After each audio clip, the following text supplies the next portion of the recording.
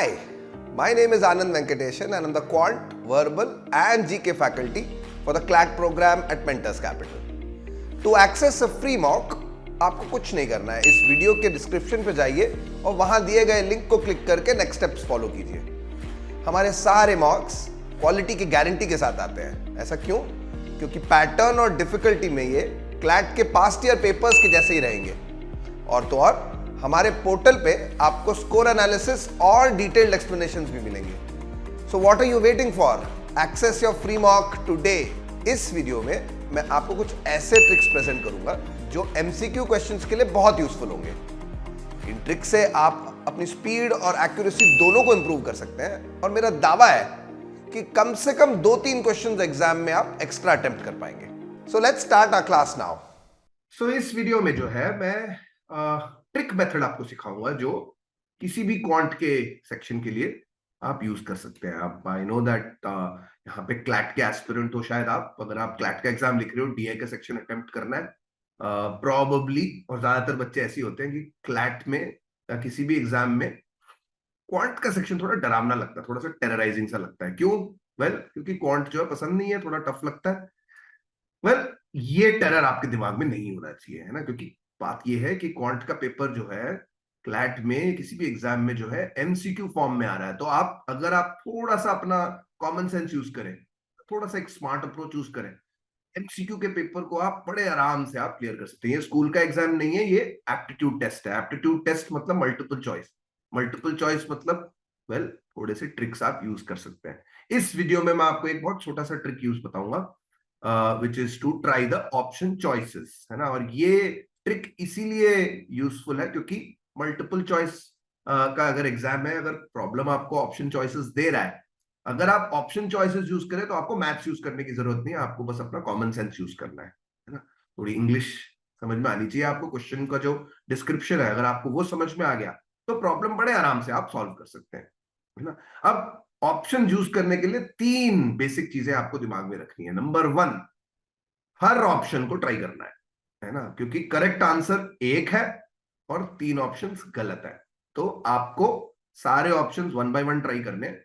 अगर आप थोड़ा सा स्मार्ट अप्रोच यूज करते हैं तो instead of trying 3 and then proving them wrong, आप डायरेक्टली करेक्ट आंसर पे आप अराइव कर सकते हैं। आप डायरेक्टली वो वाला ऑप्शन आप पिक कर सकते हैं। कैसे पिक करेंगे?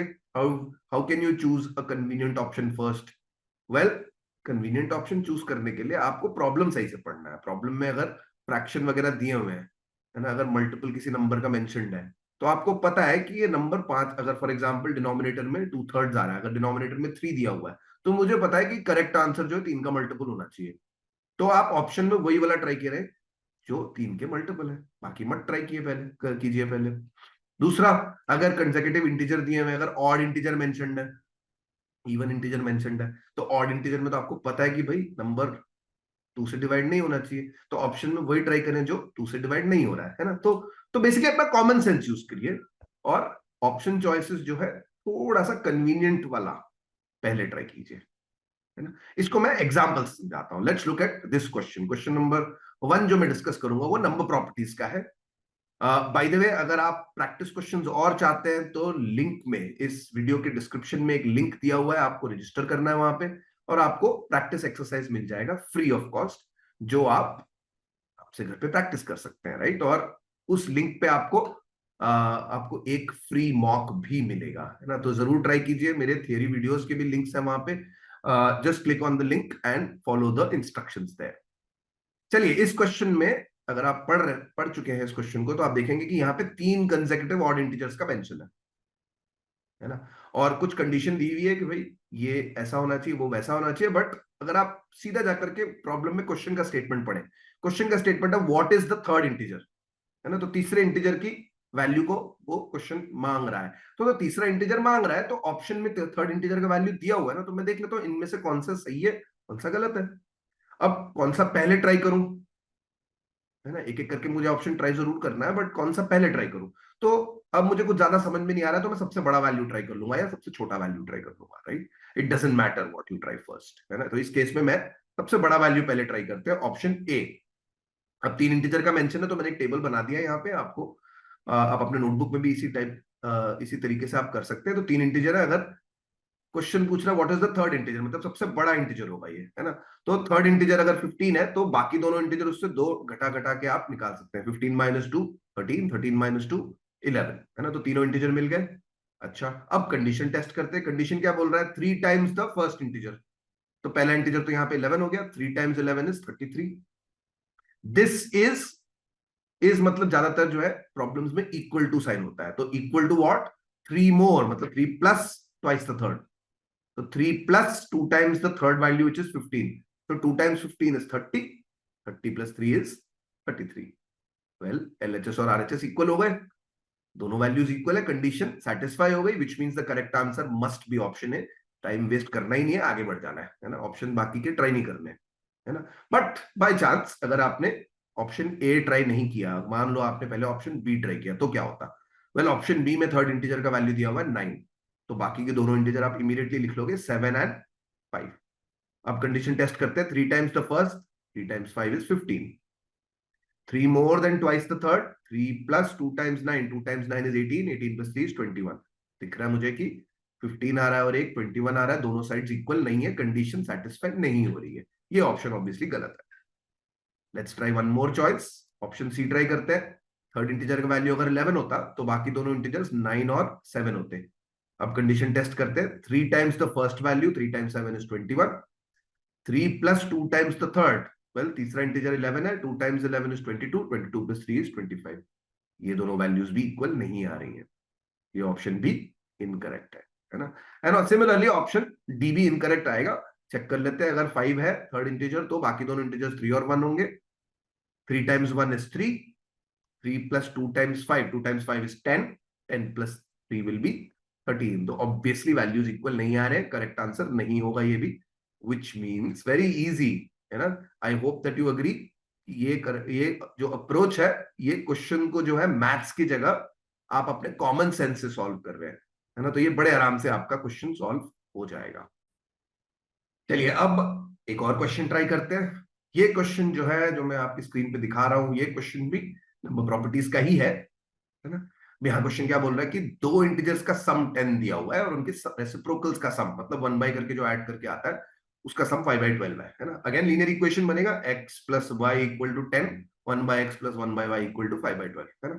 तो उसको सॉल्व कर सकते हो, बट अगेन अगर आप स्मार्ट तरीका यूज करोगे तो आप कहोगे भाई ऑप्शंस ट्राई करके देखते हैं, क्योंकि क्वेश्चन ने मांगा क्या है, what is the larger of the two integers, मतलब दोनों में से एक इंटीजर की वैल्यू ऑप्शन में दी हुई है ना। तो चार ट्राई करके देख लेते हैं, चार ऑप्शन को, है ना। आप में से कुछ लोग सोच सकते हैं कि भाई ये तो बड़ा ही लंबा तरीका हो गया कि हर बार मैं एक इंटीजर वैल्यू ट्राई कर रहा हूं, फिर दूसरा ऑप्शन ट्राई कर रहा हूं, फिर तीसरा ट्राई कर रहा हूं, इसमें टाइम लगेगा ना। एक्चुअली अगर आप इसकी आदत बना लें, है ना, ये पहले अगर आप ऑप्शन यूज करने का आदत आपको डेवलप करना है, अगर आप आदत कल्टीवेट कर ले तो ऑप्शन ट्राई करने में कभी बहुत ज्यादा टाइम नहीं लगता है। टेक इट फ्रॉम मी, ये आपको क्वेश्चन आराम से और जल्दी सॉल्व करने को हेल्प करेगा। ऑलराइट, तो इस क्वेश्चन में ट्रिक क्या है कि अगर आप ऑप्शन एक एक करके ट्राई करना चाहते हैं तो पहले एक चीज और गौर से पढ़ लीजिए। क्वेश्चन बोल रहा है कि भाई इन दोनों में से बड़ा नंबर क्या है ना, लार्जर वैल्यू पूछ रहा है। अब अगर दो नंबर का सम 10 है और दोनों नंबर इक्वल हो जाए तो दोनों नंबर्स 5 होंगे। तो अगर उन दो नंबर अगर इक्वल नहीं है, एक नंबर दूसरे नंबर से बड़ा है, तो ऑब्वियसली बड़ा नंबर 5 से बड़ा आना चाहिए। और यहाँ पे अगर आप ऑप्शंस में देखें, 5 से बड़ा, 5 से छोटे दो ऑप्शन है, ऑप्शन ए और ऑप्शन बी। 2 और 4 5 से छोटे हैं, तो ऑब्वियसली ये लार्ज बिगर इंटीजर नहीं हो सकते हैं। तो डायरेक्टली 2 ऑप्शंस रूल आउट हो गए, which are options A and B. तो अगर मुझे ट्राई भी करना है तो मुझे दो ही ऑप्शन ट्राई करने हैं। पहला तो ऑप्शन यूज करने का ये फायदा है ना। अब ट्राई करते हैं। अब मुझे पता है कि दो इंटीजर्स दिए हुए, अगर बड़ा नंबर ऑप्शन सी ट्राई करते हैं। पहले बड़ा नंबर अगर 6 है तो दूसरा नंबर 10 - 6 4 आ जाएगा। इन दोनों के रेसिप्रोकल का सम निकालना है, 1/6 प्लस 1/4, और एलसीएम यूज करना है। 6 और 4 का एलसीएम 12 आएगा, है ना। ये भी एक ट्रिक है, क्योंकि आपको पता है कि 1 कर रहे हैं, तो अगर 12 आ रहा है तो 12 का ही कोई फैक्टर होना चाहिए।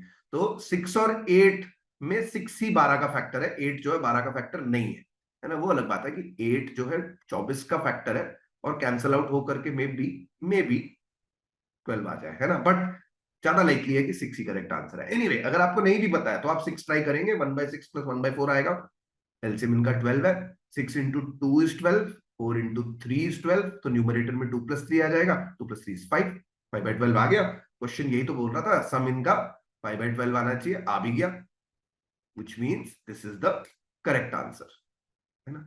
बाई चांस अगर आपने ऑप्शन डी ट्राई किया होता, अगर आप कहते कि बड़ा नंबर अगर 8 है तो दूसरा नंबर 10 - 8 2 आ जाएगा। इन दोनों को 1 बाय करके ऐड करते हैं, 1/8 प्लस 1/2, 2 और 8 का एलसीएम क्या है, 8 है ना। तो 8 1 जा 8, 2 4 जा 8, तो न्यूमरेटर में 1 + 4 आ जाएगा, 1 + 4 इज ऑल्सो 5। न्यूमरेटर तो मैच कर गया, डिनोमिनेटर मैच नहीं करेगा, which means this option is incorrect. तो correct answer here is option C, है ना। तो आपको देखने को मिल रहा है कि ऐसे ऑप्शंस अगर आप थोड़ा सा असेस करने लग जाए, अपना कॉमन सेंस यूज करने लग जाए, तो कई बार एक या दो ऑप्शंस एलिमिनेट बड़े आराम से हो जाते हैं।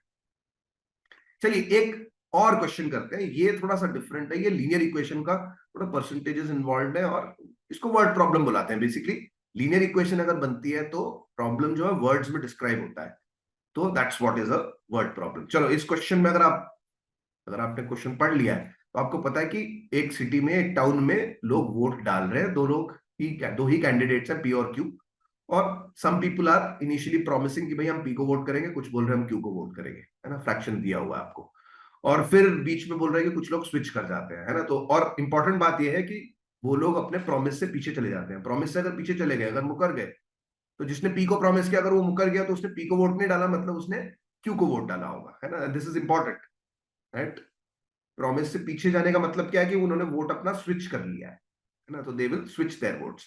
और फाइनली क्वेश्चन मांग क्या रहा है भाई, ये सब होने के बाद क्या हो रहा है कि भाई पी 2 वोट से हार जाता है, चलो ठीक है, but what is the question asking, what is the total number of voters, है ना, टोटल वोटर्स। याद रखना पी को और क्यू को जो प्रॉमिस करने वाला नंबर है वो टोटल वोटर से ही निकल रहा है, तो अगर वही क्वेश्चन में दिया हुआ है, ऑप्शंस में दिए हुए हैं, तो मैं उसी को ट्राई कर लेता हूं। Let's try one at a time, will try again. अगर मेरे से पूछेंगे तो मैं तो हमेशा सबसे पहले 100 50 ऐसे जो अच्छे वाले वैल्यूज होते हैं उन्हीं को ट्राई करूंगा, है ना। बट मान लीजिए कि आपने 110 ट्राई किया, मुझे क्या पता है कि पी के कितने प्रॉमिस है, क्यू को कितने प्रॉमिस करते हैं, और फिर कितने वो कर जाते हैं, स्विच कर जाते हैं, और फिर फाइनली कितने वोट आते हैं, यही वैल्यूज चेक करेंगे ना। तो पहले ऑप्शन बी, मान लीजिए 110 ट्राई किया आपने, तो अगर टोटल वोटर्स 110 है तो 2/5 इसका जो है, लोग जो है पी को प्रॉमिस करते हैं, मतलब 2/5 इंटू 110, थोड़ा सा कैलकुलेशन कर लीजिए, 5 इंटू 22 आएगा, 5 और 5 से कैंसिल आउट करेंगे तो 5 into 2 is 10, again 5 into 2 is 10, 22 into 2 44 आ जाएगा, है ना। तो 44 वोटर्स प्रॉमिस पी, बाकी के वोटर्स क्यू को प्रॉमिस करते हैं, मतलब 110 माइनस 44, इतने लोग क्यू को प्रॉमिस करेंगे, विच इज 56। अच्छा, इनिशियल इतने लोगों ने प्रॉमिस किया है, फिर क्या होता है कि 15% जो है पी का जो है पलट जाता है, और 25% क्यू का जो है पलट जाता है, तो what is 15% of, you know, that switches, right. 15% of 44 निकालेंगे हम, है ना। और बाय चांस अगर आप इसको कैलकुलेट करेंगे, ये तो वैल्यू डेसिमल्स में आ रहा है, तो 6.6 people are suppose to switch, ये तो हो ही नहीं सकता ना, है ना। जो जो स्विच कर रहे हैं तो वो तो यार आधे वोटर्स थोड़ी स्विच कर सकते हैं, तो 6.6 ये इंटीजर वैल्यू ही आना चाहिए, 6.6 इज ऑब्वियसली इनकरेक्ट। ये बहुत बड़ा इंपॉर्टेंट ट्रिक है ना। कई बार जब कंडीशन मीट नहीं होती है तो ऐसे जो वैल्यूज आते हैं, अगर वो डेसिमल में आ जाए तो आपको इमीडिएटली दिमाग में ख्याल आना चाहिए कि भाई ये ऑप्शन गलत लग रहा है मुझे, क्लियरली इनकरेक्ट है यहाँ पे, है ना। ओके, तो अब अगला क्या करेंगे, कोई और वैल्यू ट्राई करेंगे, लेट्स नाउ ट्राई। जैसे मैंने बोला था सबसे ज्यादा कन्वीनियंट वैल्यू 100 होता है, 100 ट्राई करते हैं, ऑप्शन ए ट्राई करेंगे। इफ टोटल वोटर्स आर 100 तो पी को कितना प्रॉमिस करते हैं, 2/5, है ना। वो by chance 2/5 by the way is 40%, तो अगर आप 40% अगर आपके दिमाग में है तो डायरेक्टली 40 आ जाएगा, अगर नहीं भी है तो आप कैलकुलेट करेंगे, 40 आ गया वैल्यू, तो पी को 40 लोग प्रॉमिस करते हैं, विच मीन्स बाकी के जो 60 हैं वो क्यू को प्रॉमिस करते हैं। अच्छा, मुकरते कितना है, स्विच कितना लोग करते हैं, वेल पी का जो है 15% स्विच करता है, मतलब 15/100 इंटू 60, सॉरी 15/100 इंटू 40, तो 0 0 एक बार यहां कट गया, एक जो है 2 2 जा 4, 2 5 जा 10, 5 3 जा 15, so 3 इंटू 2 आ जाएगा, विच इज 6। अच्छा, 6 लोग जो है पलट जाते हैं पी के वोटर्स, क्यू के कितने पलटते हैं, कोई क्यू में कितने स्विच मारते हैं, वेल 25%, 25% इज एक्चुअली 1/4, तो ये तो और भी आराम से कैलकुलेट हो जाएगा, 1/4 जो है 60 का, 60/4 इज 15, तो 15 वोटर्स जो है क्यू के ऊपर प्रॉमिस करके स्विच कर जाते हैं। मतलब अब क्या हुआ कि अगर आप P का वैल्यू देखेंगे तो 40 में से 6 लोग जो है पलट गए, तो ये 6 लोग जाकर के अब Q को वोट देंगे, ये 15 लोग जाकर के अब P को वोट देंगे। तो P का फाइनल वैल्यू कितना आएगा? P का फाइनल वैल्यू आएगा 40 में से 6 लोग पलट गए तो 34 वोट्स वहां से मिल जाएंगे, 40 - 6। बट ये 15 लोग भी तो ऐड होंगे ना, तो +15 करना पड़ेगा आपको। तो आंसर बिकम्स 40 - 6 + 15 इज 49। अच्छा, P को 49 फाइनल वोट्स मिलते हैं। तो एक्चुअली Q कैलकुलेट करने का भी जरूरत नहीं है, यहीं से मिल जाएगा। अगर P को 49 मिल रहे हैं तो Q को 100 - 49 मिलेंगे ना, विच इज 51। बट चेक कर लेते हैं इस चीज को, है ना। तो 60 में से Q को कितने मिल रहे हैं? 60 में से 15 लोग पलट गए, 60 - 15 प्लस P में जो पलटे हैं, P के वोटर्स जो पलटे हैं वो तो Q को वोट डालेंगे ना, तो +6 करेंगे। तो 60 - 15 प्लस 6। तो अगर वो 6 ऐड बैक करता हूं तो 60 - 15 इज 45, 45 + 6 इज 51। करेक्ट आंसर वही आ रहा है। और आप देखो एक बार, दोनों के नंबर्स का डिफरेंस कितना आ रहा है। P को 49 वोट्स मिले, Q को 51 वोट्स मिले। 2 वोट का मार्जिन आ रहा है। 2 वोट से Q जो है जीत गया, P हार गया। That is exactly what the problem also states. तो यही बिल्कुल करेक्ट आंसर है। इस क्वेश्चन का correct answer indeed option A ही आ रहा है। और हमने ये ऑप्शन चॉइसेस से कर लिया है चेक, हमने इक्वेशन नहीं बनाया। एक लीनियर इक्वेशन से भी सॉल्व कर सकते हैं आप, अगर आप x और y ले लें और फिर देखें कि x का इतना % घटेगा, है ना। बट यू कैन सी कि वो इक्वेशन बनाने में काफी आपका टाइम वेस्ट होगा। बट अगर आप ऑप्शन यूज कर लेते तो बड़े आराम से आप इसको चेक कर सकते हैं। और ये आपको नॉर्मल क्वेश्चन में दिखाया है, बट ये आप डीआई के प्रॉब्लम सेट में भी आप ये चीज कर सकते हैं कि अगर क्वेश्चन पूछ रहा है तो मैं वैल्यू ज्यूम एक एक करके ट्राई कर लेता हूँ ऑप्शंस में जो दिए हुए हैं, और फिर चेक हो जाएगी कंडीशन, है ना। तो ये आप ट्राई कीजिए। आई होप ये मेथड आपको अच्छा लगा। आप इसको प्रैक्टिस कीजिए, आप इसको आप अपनी हैबिट बनाइए, and I am sure this will you know आपको जो टेरर वाला फीलिंग है क्वांट के लिए, डीआई के लिए, वो खत्म हो जाएगा। और आखिरी में मैं आपको एक बात और बता दूं कि क्लैट जैसा एग्जाम जिसका टेस्ट पैटर्न थोड़ा सा अलग है, हटके है, इनफैक्ट हर कुछ सालों में चेंज भी हो जाता है। आई थिंक सबसे ज्यादा इंपॉर्टेंट है आपके लिए कि आप अच्छे मॉक टेस्ट सीरीज से आप अपना प्रैक्टिस करें, है ना। मॉक टेस्ट सीरीज ऐसी होनी चाहिए जो क्लैट के पैटर्न जैसा भी हो, और फिर भी आपको थोड़ा वेरिएशन देके टेस्ट करे, थोड़ा अच्छे क्वालिटी के क्वेश्चन होने चाहिए, और उसी एंड पे आपके सॉल्यूशंस भी होने चाहिए जिससे आप अंडरस्टैंड कर पाए, अपनी गलतियों पे काम कर पाए और अपने मेथड्स को इंप्रूव कर पाए। हमारा जो मॉक टेस्ट सीरीज है मेंटर्स कैपिटल का, बिल्कुल ऐसे ही बनाया गया है। हैवी रिसर्च किया है, बहुत सारा दिमाग लगाया है, बहुत सारा टाइम लगाया हम लोगों ने टेस्ट्स बनाने में। आई एम श्योर कि मॉक टेस्ट एक्सप्लेनेशन और एनालिसिस आपको डेफिनेटली हेल्प करेंगे। Do click on the link in the description. यहां से आप फ्री मॉक टेस्ट के लिए रजिस्टर भी कर सकते हैं और आगे अपग्रेड करके फुल टेस्ट सीरीज परचेज भी कर सकते हैं। Thank you, have a good day, wish you all the very best.